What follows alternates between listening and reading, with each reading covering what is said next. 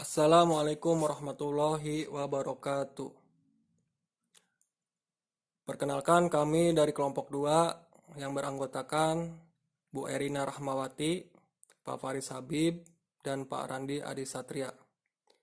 Kelompok kami akan membahas tentang analisis isu global, yaitu pandemi COVID-19. Apa itu COVID-19? Yaitu virus yang menyerang sistem pernapasan. Penyakit karena infeksi virus ini disebut COVID-19. Virus ini bisa menyebabkan gangguan ringan pada sistem pernapasan, infeksi paru-paru yang berat, hingga kematian. Bagaimana cara penularannya? Virus ini menular melalui percikan dahak dari saluran pernapasan, misalnya ketika berada di ruang tertutup yang ramai dengan sirkulasi udara yang kurang baik, atau kontak langsung dengannya. Bagaimana cara pencegahannya? Di sini ada beberapa cara pencegahannya, yaitu terapkan physical distancing, menjaga jarak minimal 1 meter. Gunakan masker saat beraktivitas di tempat umum atau keramaian. Rutin mencuci tangan dengan air dan sabun atau hand sanitizer. Jangan menyentuh mata, mulut, dan hidung sebelum mencuci tangan. Tingkatkan daya tahan tubuh dengan pola hidup sehat. Langkah pertama dalam mencari atau menganalisis isu, kami yang pertama itu menggunakan metode pentahelix. Nah, di sini ada beberapa peranan dari pemerintah, masyarakat, komunitas bisnis, media, dan akademisi.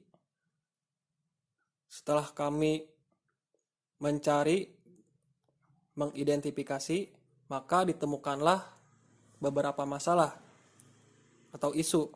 Yang pertama, mudik lebaran tahun 2021. Yang kedua, vaksinisasi. 41% masyarakat Indonesia tidak mau divaksin. Yang ketiga, PPKM Mikro diperpanjang sampai 19 April. Lalu yang keempat, virus varian baru dari Inggris. Nah, selanjutnya metode USG ini akan dilanjutkan oleh Pak Randi. Ya, terima kasih untuk Pak Faris atas penjelasannya. Di sini saya akan melanjutkan pembahasan isu yang telah kita kumpulkan.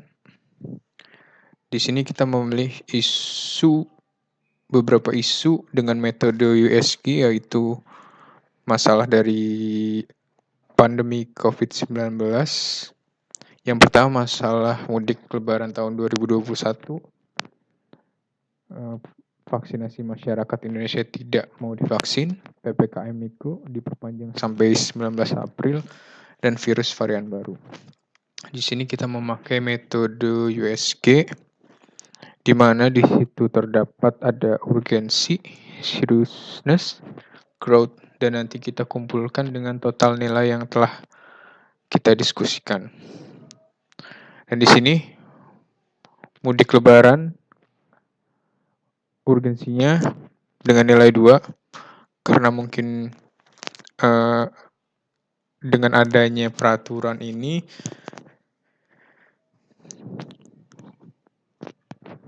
tidak terlalu mendesak bagi peraturan yang ada di pemerintah. Dan untuk seriousness-nya 2 dan growth-nya itu 1. Seriousness-nya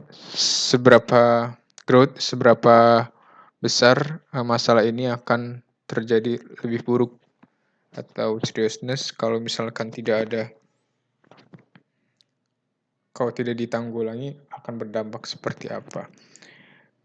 Jadi di sini kita sudah memberikan nilai untuk vaksinasi masyarakat itu dinilai yang tertinggi dibandingkan dengan yang lainnya, karena vaksinasi ini merupakan hal satu-satunya cara bagi masyarakat, bagi pemerintah untuk menanggulangi pandemi COVID-19 ini.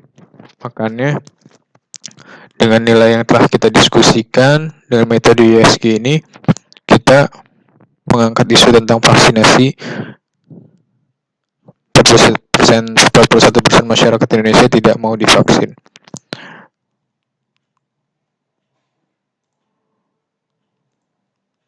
Dan ini adalah berita-berita yang ada karena mungkin kepercayaan masyarakat terhadap pemerintah, sehingga banyak warga yang masih belum divaksin, atau masyarakat tersebut masih takut untuk divaksin karena adanya belum taunya efek vaksinasi itu ke depannya bakal seperti apa. Di sini ada berbagai isu-isu yang terkait, dan setelah itu kita mendapatkan isu yaitu 41% warga Indonesia tidak mau divaksin, dan kita analisis dengan metode fishbone. Kita menemukan akar permasalahannya sampai ke ujungnya. Di sini kita mendapat 4 indikator, yaitu man, material, method, dan mesin. Man, di mana itu sumber dayanya, itu personil atau tim vaksinasinya kurang personil, keefektifan aturan untuk vaksinnya juga, kurang paham mengenai vaksin juga untuk yang ada di masyarakat. Dan untuk metodenya itu kurang koordinasinya antara pemerintah pusat dan daerah.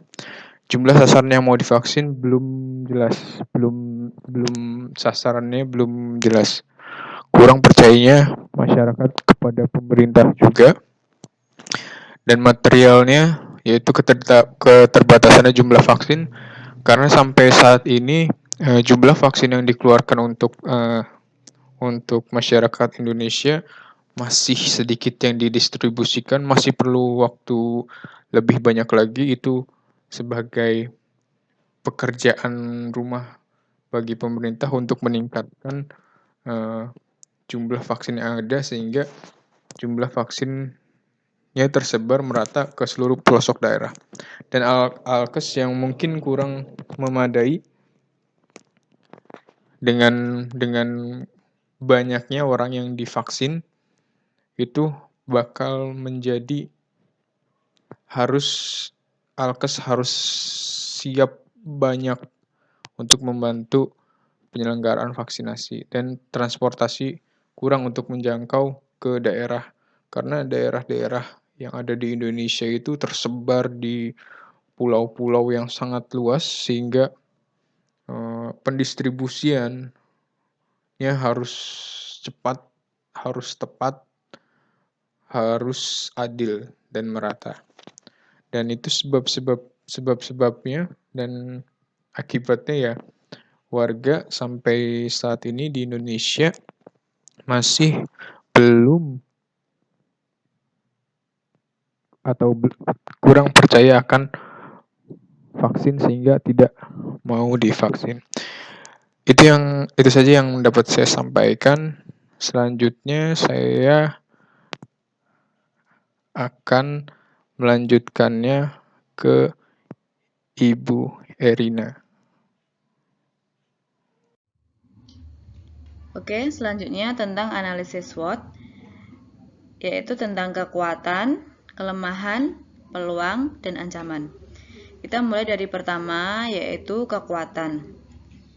Yang pertama, vaksinasi bertujuan untuk mencegah penularan COVID-19. Yang kedua, memberikan kekebalan tubuh dari COVID-19. Dan yang terakhir, vaksin diberikan secara gratis kepada masyarakat. Yang kedua, kelemahan. Ini karena jumlah vaksin yang masih terbatas dan kurang efektifnya sasaran penerima vaksin. Untuk peluangnya, yang pertama, membangkitkan perekonomian, menghilangkan penyebaran virus corona, dan proses pendidikan di Indonesia segera pulih. Ancamannya, semakin banyak masyarakat yang tertular COVID dan perekonomian semakin memburuk. Dari pembahasan yang sudah dijelaskan di atas, maka untuk penyelesaiannya diantaranya yang pertama adalah memberikan sosialisasi terhadap masyarakat, Yang kedua, menggunakan media sosial sebagai alat edukasi tentang pentingnya vaksinasi. Yang ketiga, pemerintah dengan kapasitasnya berkomitmen untuk menghilangkan berita-berita hoax dan negatif tentang vaksinasi.